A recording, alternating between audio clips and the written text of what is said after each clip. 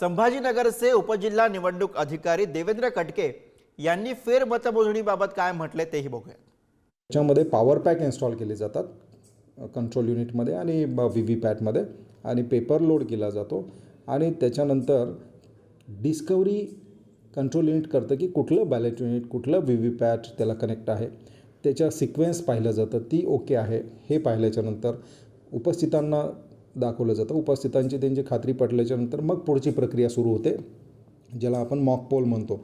आता या प्रक्रियेमध्ये बॅलेट युनिटवर डमी बॅलेट पेपर इन्स्टॉल केला जातो आणि व्हीव्हीपॅटमध्ये डमी सिम्बल्स लोड केले जातात आणि त्याच्यानंतर उमेदवार किंवा त्यांच्या प्रतिनिधींना 1400 पर्यंत मतदान करून पाहण्याची मुभा आहे। हे करत असताना त्यांनी पॅरलल रेकॉर्ड मेंटेन करायचा, कुठल्या उमेदवाराला किती मतदान नोंदवलेलं आहे, कितन्या 2 नंबरच्या किती 3 नंबरच्या किती, ही पूर्ण रेकॉर्ड त्यांनी ठेवायचा।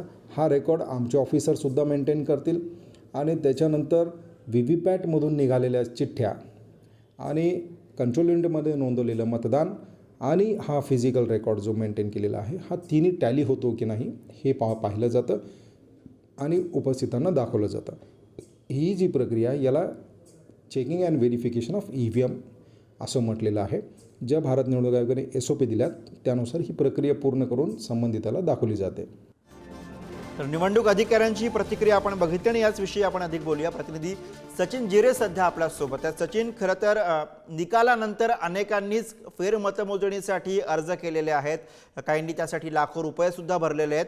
मात्र आता जी नवी माहिती समोर येते निवडणूक अधिकाऱ्यांनुसार त्यानुसार EVM ची पडताळणी केली जाईल, पण अर्थातच व्हीव्हीपॅट बाबतची स्पष्टता अद्यापही नाही आहे। त्यामुळे एक नवा संभ्रम खरं तर निर्माण झालेला दिसतोय।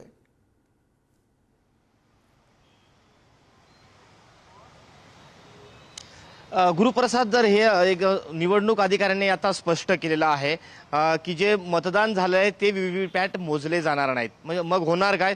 तर दुसरी बाजू अशी आहे की 45 दिवसाची अट आहे या सर्व मशीनची। त्यामुळे आता ज्या ज्या उमेदवारांनी आक्षेप घेतला आहे, जे पराभूत उमेदवार त्यांनी आक्षेप घेतला आहे, तर त्यांचे 45 दिवसानंतर ते कुठल्या केंद्रावरच्या मशिनी मोजण्याचा आक्षेप घेतलाय त्यानंतर त्या मशिनी स्ट्रॉंग रूम मधून बाहेर काढल्या जातील आणि जे उमेदवारांचे प्रतिनिधी असतील त्यांच्यासमोर त्यामध्ये डमी निशाणी आणि डमी बॅलेट पेपर टाकले जातील आणि त्यानंतर ते प्रत्येक उमेदवाराला 1400 मतदान करण्यापर्यंत मर्यादा दिलेली आहे।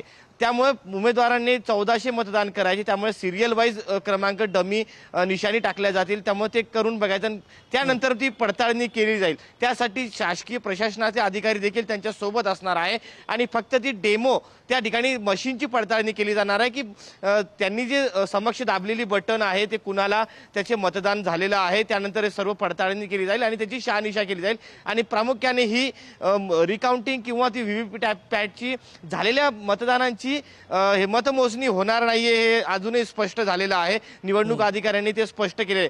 जर कुणाला अशा पद्धतीने झालेल्या मतदानांची पुन्हा मतमोजणी करायची असेल तर त्यांना न्यायालयात जावं लागणार आहे। न्यायालयाला जर असं वाटलं की यामध्ये काही तथ्य आहे किंवा यामध्ये काही मागणी योग्य आहे तरच न्यायालय पुढचा निर्णय देत असतो, अशी माहिती निवडणूक अधिकाऱ्यांनी दिलेली आहे। त्यामुळे आपण पाहतो की अनभिज्ञ अनेक उमेदवार आहेत ज्यांना असं वाटतंय की आपण जर पैसे भरले तर ज्या मतदान केंद्रावर त्यांनी आक्षेप घेतला आहे, ज्या मतदान केंद्रात मशीनवर त्यांनी आक्षेप, त्याच मशीनी त्यांच्या समोर आणल्या जातील आणि त्यांना मग ते व्हीव्हीपॅट असेल किंवा ती मतमोजणी असेल ती दाखवली जाईल। मात्र प्रत्यक्षात तसं होणार नाही, हे सर्व डमी असणार आहे आणि हा मॉकड्रिल असणार आहे, असं निवडणूक अधिकाऱ्यांनी अगदी स्पष्ट केलेलं आहे। गुरुप्रसाद, बरोबर, धन्यवाद सचिन या सगळ्या सविस्तर माहितीसाठी।